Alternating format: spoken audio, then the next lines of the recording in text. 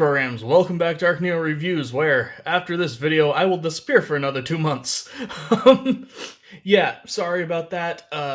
Been busy with work, been not feeling too great. Still around, still going to do these videos as is possible. Wanted to kind of make up for the absence by looking at something I at least really like, but I know is pretty contentious online.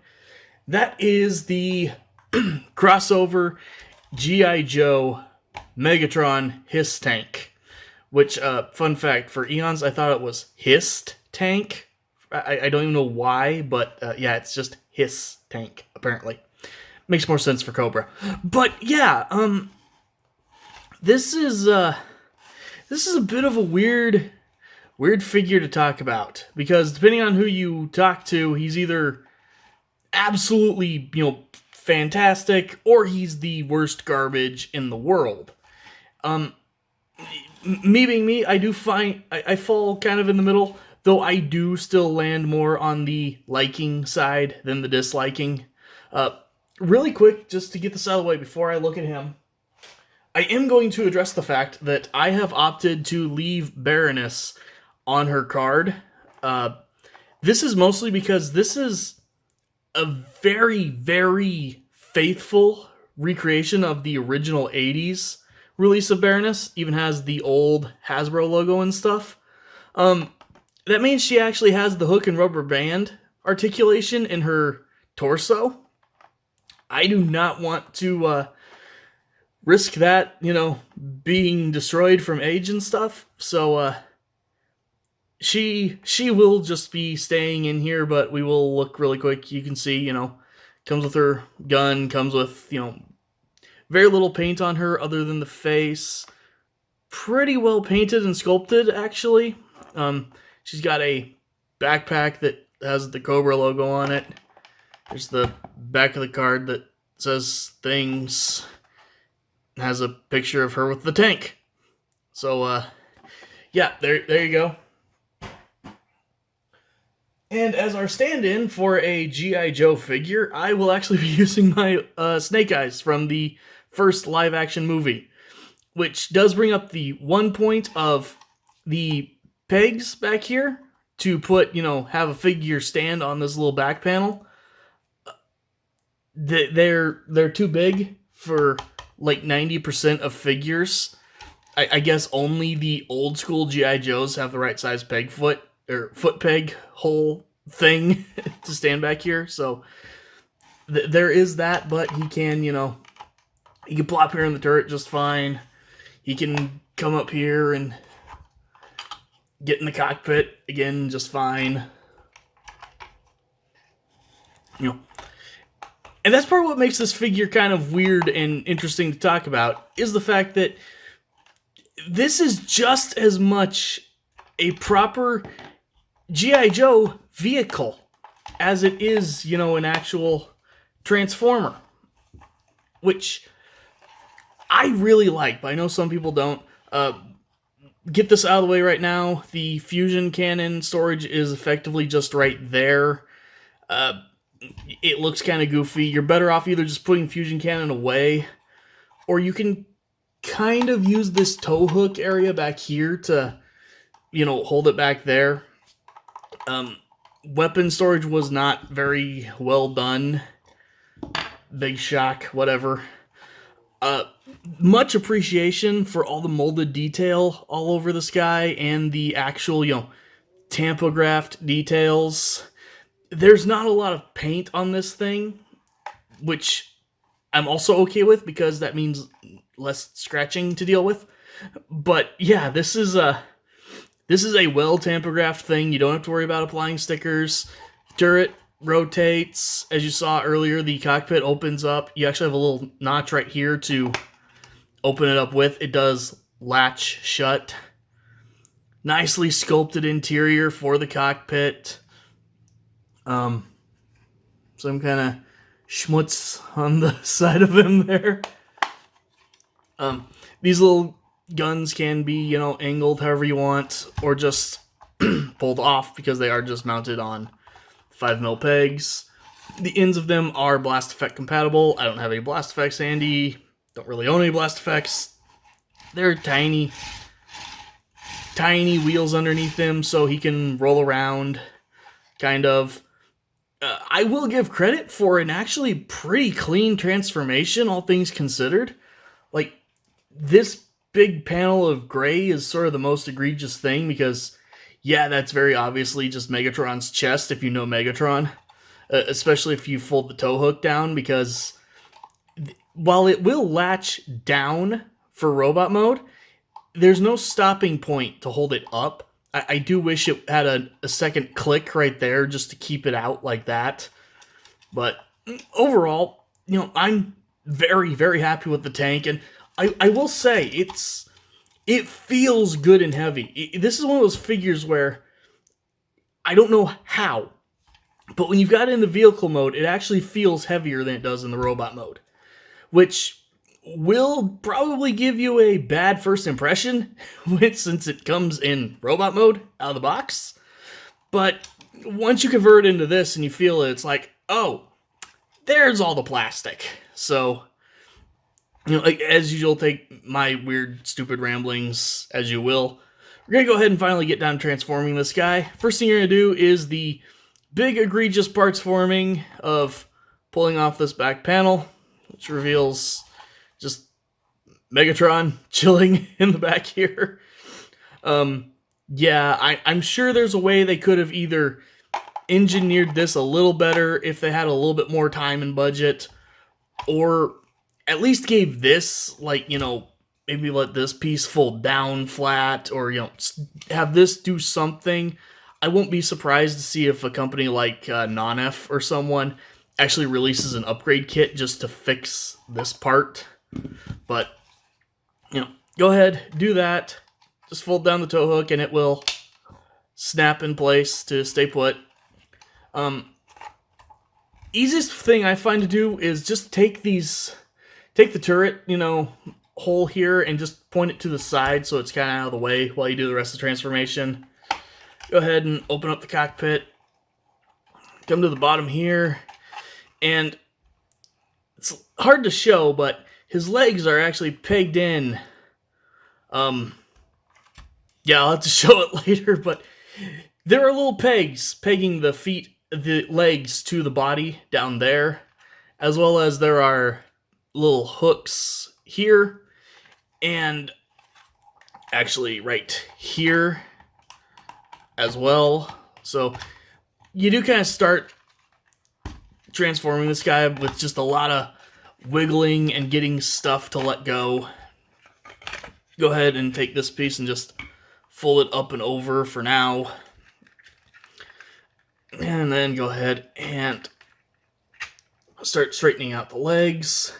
As you're pulling the legs out, the fists are actually right here behind the hands. So you can fold the feet out now if you want, but I find just as you're pulling out the legs, they will take care of themselves. Not too big of a deal. But go ahead, straighten these legs out. And rotate out the heel spurs. Same thing over here. And here you can a little bit better see there's a little tab right here going in right there at the what will be the crotch.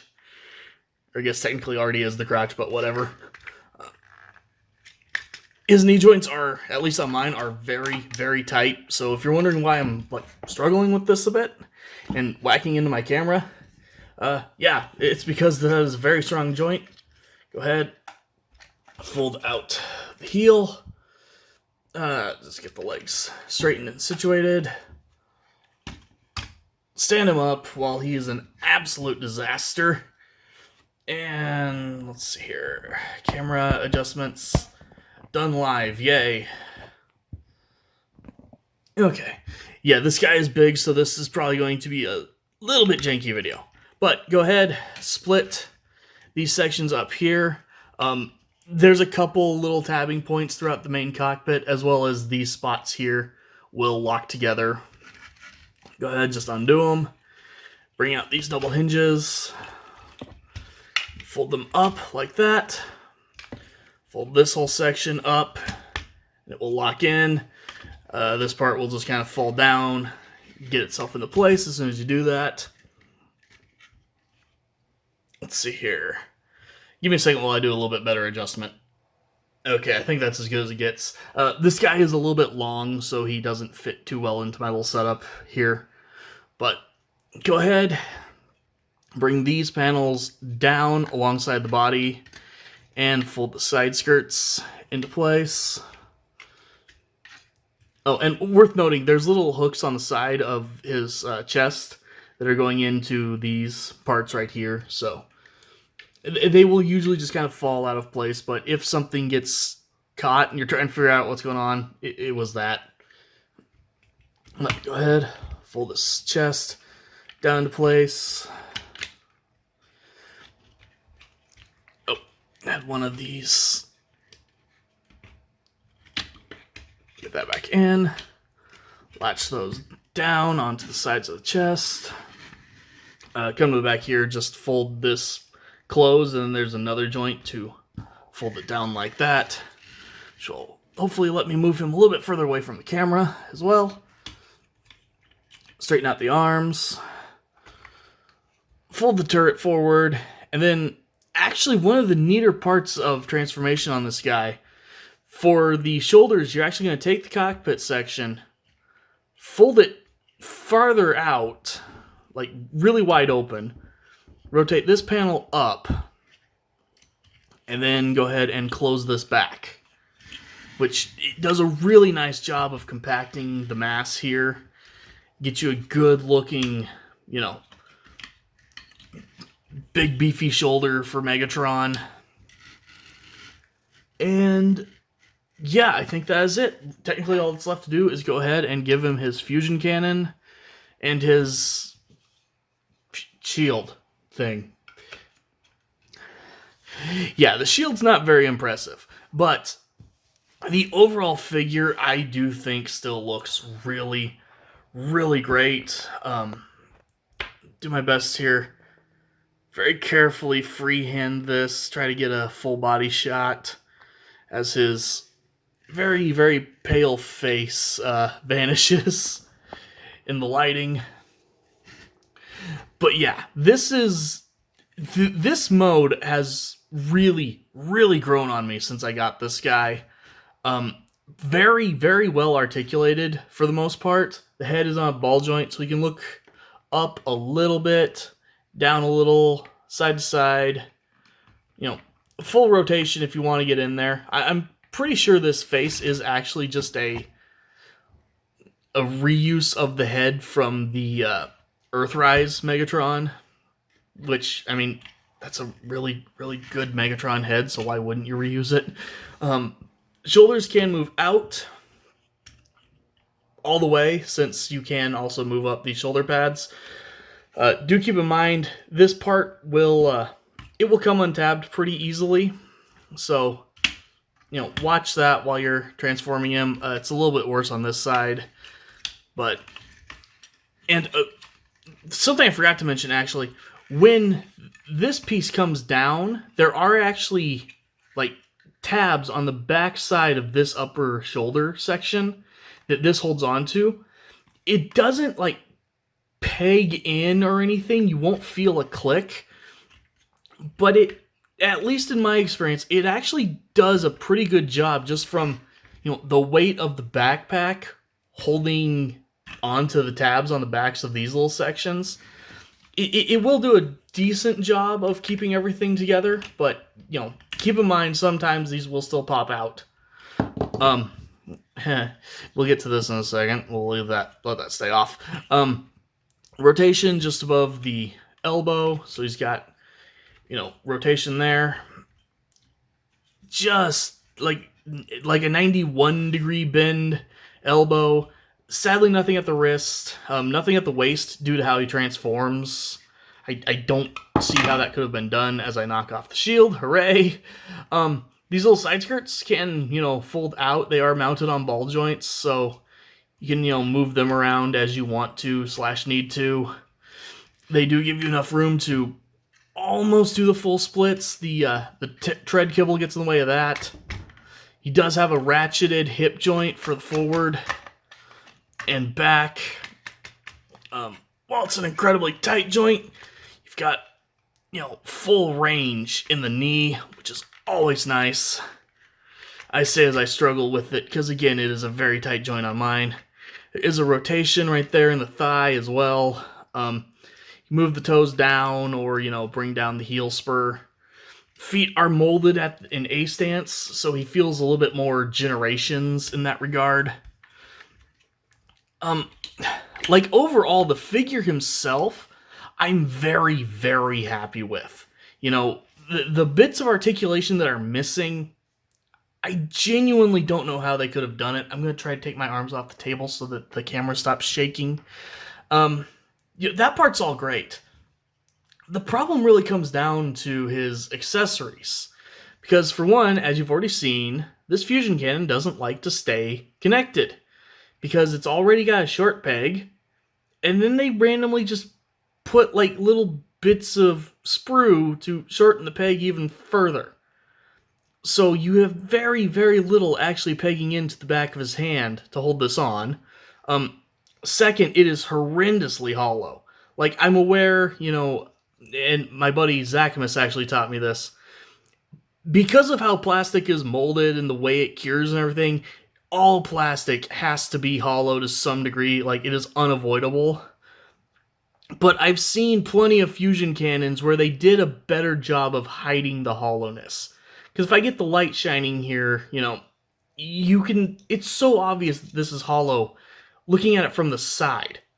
Most fusion cannons, I at least have to turn it over, or they'll make it hollow that way, down the core so that it is just a solid barrel going all the way. They really did not do as good a job with the fusion cannon as I would have liked. As well as, obviously, this shield is bad. I'm going to be perfectly honest.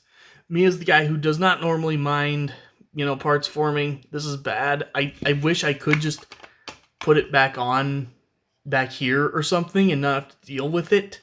At least, cover up the cockpit a little more. It would also be nice if this piece could fold just a little bit more in like that, so it wasn't just hanging down.